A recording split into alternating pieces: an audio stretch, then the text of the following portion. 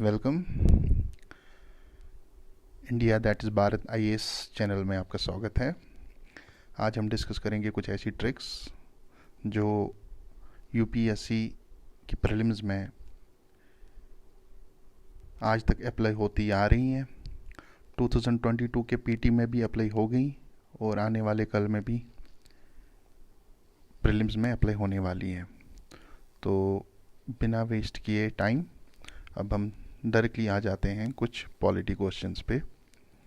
देखिए, ट्रिक्स में आपको पॉलिटी में कुछ चीज़ें याद रखनी है, ठीक है। जब भी कोई ऑप्शन में आप वर्ड देखेंगे defined, for instance basic structure has been defined in the constitution और expressly defined in the constitution, जो ही ये डिफाइंड आप देखेंगे आपको वहीं पे ये क्रॉस करना पड़ेगा। ये ऑप्शन 99% ऑफ चांसेस हैं ये ऑप्शन गलत होगा। आप देख सकते हैं कि पिछले भी कितने सारे पेपर्स में भी ये क्वेश्चन आए हैं जिसमें भी डिफाइंड था, पॉलिटी वाले क्वेश्चन में वो गलत था। दूसरी ये चीज़ कि जो भी पॉजिटिव स्टेटमेंट होती है, पॉजिटिव स्टेटमेंट जो भी होती है वो हमेशा सही होती है। जैसे गवर्नमेंट ऐसा कुछ कर सकती है, ठीक, गवर्नमेंट कुछ भी कर सकती है इंडिया में। पार्लियामेंट ऐसा कानून बना सकती है, बिल्कुल पार्लियामेंट कुछ भी कर सकती है। गवर्नमेंट SC STs के लिए ये प्रोविजंस बना सकती है, बना सकती है, क्योंकि ये पॉजिटिव सारी हैं, अच्छी चीज़ें हैं।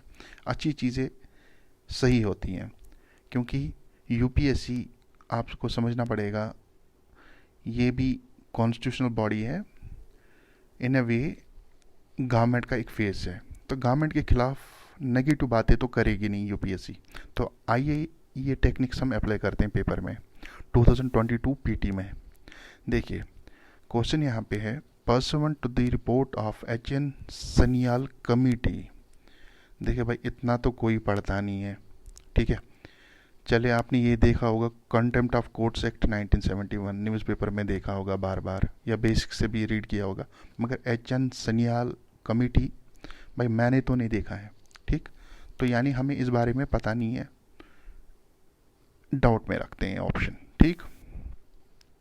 और एक चीज़, जो ही आप ये क्वेश्चन कोई भी सॉल्व करते हैं ना, खासकर पॉलिटी या कोई भी पीटी में, तो आपको पहले ये देखना होता है करेक्ट यहाँ लिखा है कि इनकरेक्ट, ठीक। HN सनियाल कमेटी तो हमने सुनी नहीं है, चलिए छोड़ देते हैं। दूसरा option, constitution of India empowers the supreme court and high court to punish for contempt of themselves. वैसे ये पॉजिटिव स्टेटमेंट है, ठीक। चलिए, हमें ये पता है सुप्रीम कोर्ट के पास कंटेम्प्ट आर्टिकल, चलिए आपने डीप नहीं पढ़ा होगा, मैं अपनी बात कर देता हूँ। आर्टिकल 142 में सुप्रीम कोर्ट को पावर है, they can punish for its own contempt. चलिए मान लीजिए हमें ये ऑप्शन भी नहीं पता है। तीसरा, कॉन्स्टिट्यूशन ऑफ इंडिया डिफाइंस, देखिए भाई, defines civil contempt and criminal contempt, ठीक। डिफाइंस जो ही आ गया आपको ऑप्शन काटना पड़ेगा। 3 काट लीजिए 3, तो यहाँ बचते हैं 1, 2 एंड 4। इन ऑप्शन से हमें ये पता चलती है कि 1, 2 सही है ही है, ठीक। अब हमें सिर्फ ये देखना है कि ऑप्शन 4 सही है कि नहीं है। In India parliament is vested with the powers to make laws on contempt. देखिए, फिर से पॉजिटिव बात कही गई है, पार्लियामेंट एम्पावर है, बिल्कुल है, कुछ भी कर सकता है। आप पहली ही, दूसरी ट्रिक, आप पहले ही ऑप्शन 1 में बता रहे हैं कंटेम्प्ट ऑफ कोर्ट्स एक्ट 1971, ठीक है, ठीक। तो जनरली क्या होता है, ऐसी लेजिस्लेशन सेंट्री पास करती है, ठीक। अब अगर स्टेट के बारे में ये लेजिस्लेशन होती, सपोज कोई पर्टिकुलर स्टेट, तो एक्सप्रेसली लिखा होता Karnataka contempt of courts act, Maharashtra contempt of courts act, ठीक है। तो यहाँ पे यानी पार्लियामेंट कंटेम्प्ट पे लॉ बना सकती है, तो यानी 4 सही होना ही होना है। खाली एक ऑप्शन है जिसमें 4 है, तो आपका आंसर आ जाता है ये, ठीक है। तो ये कॉमन सेंस भी है और ट्रिक भी है। तो इसमें हमने दोनों रूल्स अप्लाई किए। डिफाइंस जो वर्ड है गलत आपको ले लेना है, और कुछ हिंट्स ऑप्शन में ही दी गई होती हैं, जैसे कंटेम्प्ट ऑफ कोर्ट्स एक्ट 1971 जो है, अगर ये चीज़ है तो फिर पार्लियामेंट के पास पावर होना ही होना है। चलिए कुछ और ट्रिक्स देखते हैं। चलिए, which of the following are exclusive powers of the Lok Sabha. और एक बात मैं बोलता हूँ, देखिए ये ट्रिक्स ऐसे ब्लाइंड ट्रिक्स नहीं होती हैं, ये ब्लाइंड ट्रिक्स नहीं होती हैं। अगर आप थोड़ा बहुत सिंसियर यूपीएससी एस्पायरेंट है तो आपने थोड़ा कहीं ना कहीं से पढ़ा होता है। अगर आप एक ऑप्शन भी एलिमिनेट कर पाते हैं तो बाकी ऑप्शंस में आप ट्रिक यूज़ कर सकते हैं। ठीक है, यहाँ पे भी आप देखिए, कहते हैं which of the following are exclusive powers of Lok Sabha. Lok Sabha के पास कौन सी एक्सक्लूसिव पावर्स है इन ऑप्शंस में से, यानी राज्यसभा के पास, यानी राज्यसभा पे लोकसभा डिपेंडेंट नहीं है, खाली लोकसभा के पास ये पावर्स है, राज्यसभा के पास नहीं है। ठीक है, हमें करेक्ट देखना है। To ratify declaration of emergency, चलिए नहीं पता। To pass a motion of no confidence, ठीक है। To impeach the president of India, आपको ये चीज़ पता होगी, इम्पीचमेंट प्रोसीजर आर्टिकल 61 में दिया गया है। चलिए आपको आर्टिकल भी नहीं पता है, लेकिन ऐसा तो पता है ना कि इम्पीच प्रेसिडेंट को करने के लिए बहुत ही स्ट्रिक्ट प्रोसीजर है। या आप लॉजिकली ऐसा भी सोचिए कि खाली लोकसभा इम्पीच कर सकती है, प्रेसिडेंट को निकाल सकती है ऑफिस में से, राज्यसभा को कोई रोल नहीं होगा। लॉजिकली आप सोचिए, गलत है। क्योंकि आपको ये भी पता होगी प्रेसिडेंट के इलेक्शन में जो मैनर ऑफ इलेक्शन कॉन्स्टिट्यूशन में है, प्रेसिडेंट के इलेक्शन में स्टेट्स भी हिस्सा लेती हैं थ्रू एमएलएज। आपने तो वो फॉर्मूला पढ़ा होगा, value of vote of one MLA equivalent to this total population divide by this. तो यानी अब अगर राज्यसभा के थ्रू इलेक्ट होता है प्रेसिडेंट, यानी राज्यसभा के मेंबर्स भी करते हैं, तो इम्पीच में भी इसका रोल होना ही होना है। यानी थ्री तो गलत है, थ्री तो गलत है, इन एनी केस थ्री गलत है। ऐसा कैसे पॉसिबल है कि खाली लोकसभा निकाल सकती है प्रेसिडेंट को? तो हमें यानी 3 निकालना पड़ेगा बाहर। तो आप आ गए 2 ऑप्शंस पे, यानी हमें ये देखने की ज़रूरत ही नहीं है 2 ठीक है कि नहीं, 2 तो नेचुरली ठीक बनता है। To pass a motion of no confidence, जी हाँ। पहला option, to ratify the declaration of emergency.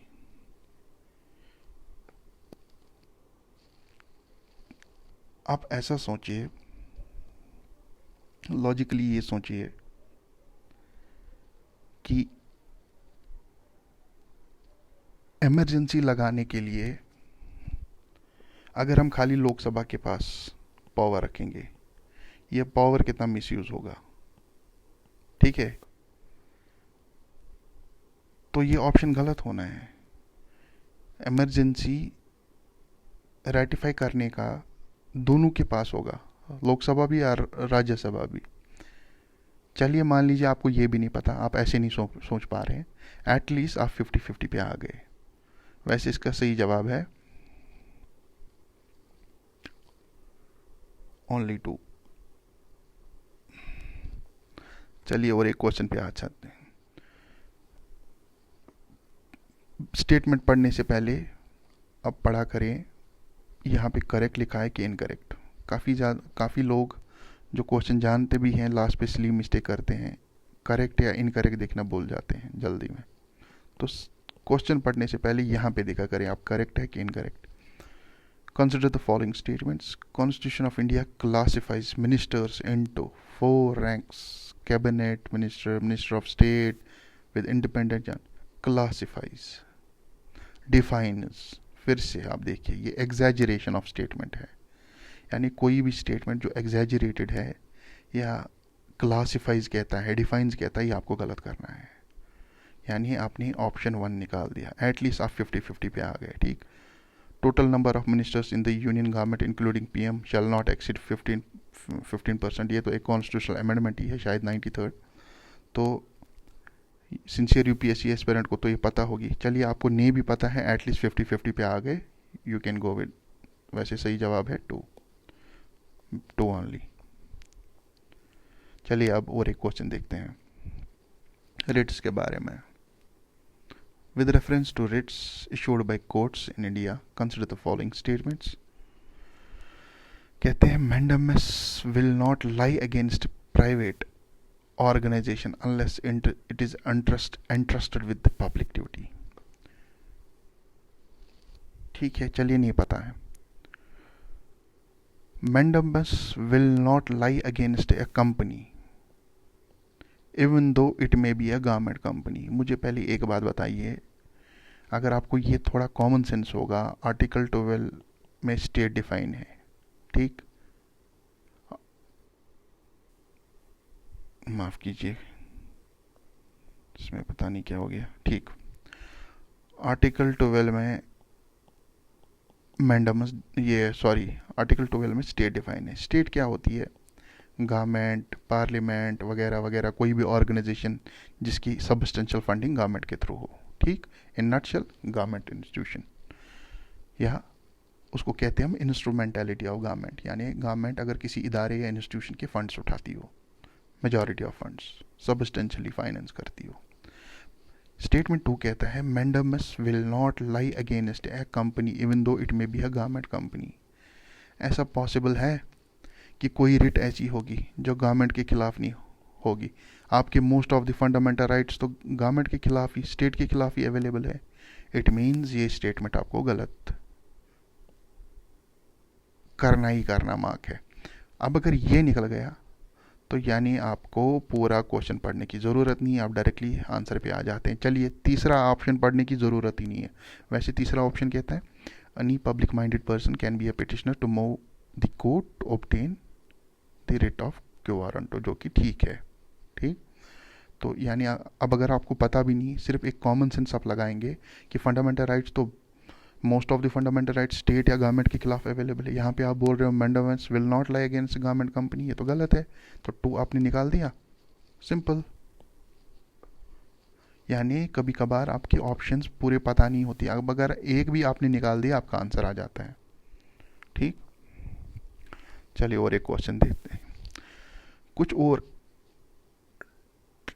Tricks हम देखते हैं, या ऐसा कुछ जनरली पास्ट ईयर के पेपर से हम क्या सीखने को हमें मिलता है। देखिए, ये ट्रिक्स डिस्क्लेमर में बोलता हूँ, ये ट्रिक्स तब अवेलेबल होंगी, तब आपको अप्लाई करनी पड़ेंगी जब आपने बेसिक्स, जैसे कुछ बेसिक कोर सब्जेक्ट्स है, geography, economy, polity, history, generally आप ये क्वेश्चन पहले नॉलेज के दम पे करने की कोशिश कर लीजिए, ठीक। बेसिक में से 20-25 क्वेश्चन जो नॉलेज के दम पे कर सकते हैं वो करने की कोशिश करें। उसके बाद आप एलिमिनेशन टेक्निक्स, ट्रिक्स पे आ जाए। तो ये एक ऐसी टर्म है, देखिए, Levant often heard in the news रफली corresponds to which of the following regions, ठीक है, लेवेंट, ठीक। लेवेंट ऐसी टर्म है जो हमने सुनी नहीं है, ठीक। अब हम ऑप्शंस देखते हैं। Region along the eastern Mediterranean shores, क्या पता। Region along North African shores stretching from Egypt to Morocco, क्या पता। Region along Persian Gulf and Horn of Africa, क्या पता। Entire coastal areas of Mediterranean Sea, यहाँ पे आपको देखना है मेडिटेरियन जो वर्ड है दो ऑप्शंस में दिया गया है, ठीक।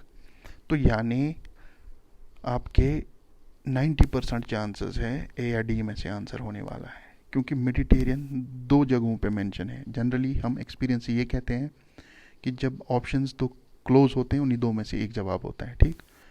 अब यहाँ पे ये कहता है region along the eastern Mediterranean shores, एक स्पेसिफिक चीज़ के बारे में बात करता है, ईस्टर्न मेडिटेरियन। यहाँ पे बोलता है एंटायर कोस्ट, मैं अगर होता मैं ये लगाता, वैसे सही आंसर इसका ये है। अब अगर आपको ये आता भी नहीं, एट लीस्ट आप 50-50 तो खेल सकते हैं, ठीक। और ऐसे क्वेश्चन आपका मेरिट डिसाइड नहीं करते हैं सिलेक्शन, और ऐसे क्वेश्चन अगर 5 भी मिलते हैं या 6 मिलते हैं पूरे पेपर में और आप 50-50 कहते हैं, प्रोबेबिलिटी कहती है 3 आपके सही हैं, 3 गलत हैं, एटलीस्ट 4 मार्क्स आप पॉजिटिव में चले जाएंगे। तो मेरा मानना ये है ऐसे क्वेश्चन अटेम्प्ट करने चाहिए जहाँ पे आप 2 एलिमिनेट करते हैं। ठीक,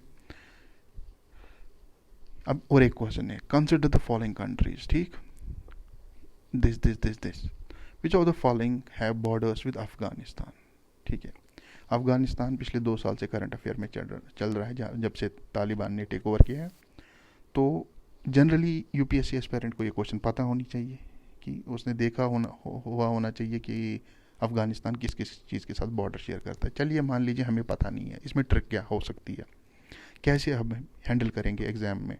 अगर हम ऑप्शंस एक एक देखने बैठ जाएंगे ना, मतलब 5 के 5, तो इंसान पैनिक कर सकता है। कुछ हिंट कहीं ना कहीं दी गई होती है। देखिए यूपीएससी एस्पायरेंट्स कुछ सीज होते हैं, जैसे ब्लैक सी, जैसे मेडिटेरियन सी, जैसे कैस्पियन सी, ठीक है, एड्रियाटिक सी, जैसे बाल्टिक सी, एट्सट्रा। ये कुछ सीज है, इनके बारे में यूपीएससी ने पास्ट में पूछा है, तो हम एक्सपेक्ट करते हैं कि ये सी फिर से पूछी जानी है। और हम कंट्रीज़ कौन सी इसके अराउंड, इन सीज़ के अराउंड होती है, बॉर्डर शेयर करती हैं, हम उनका नाम याद रखते हैं।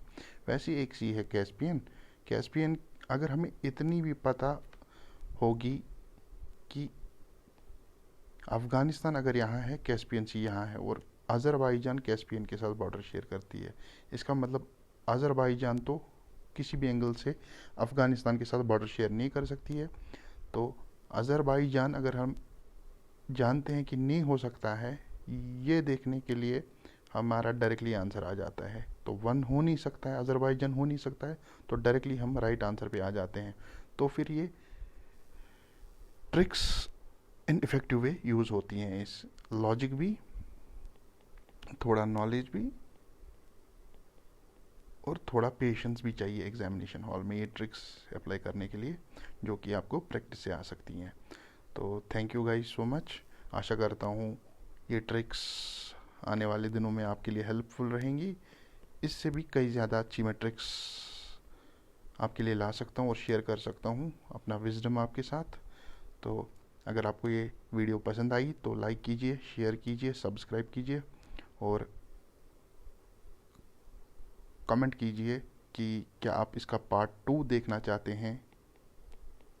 तो फिर मैं डेफिनेटली आपके लिए गाइस इससे भी अच्छी अच्छी ट्रिक्स और इजी ट्रिक्स लाऊंगा। Thank you so much.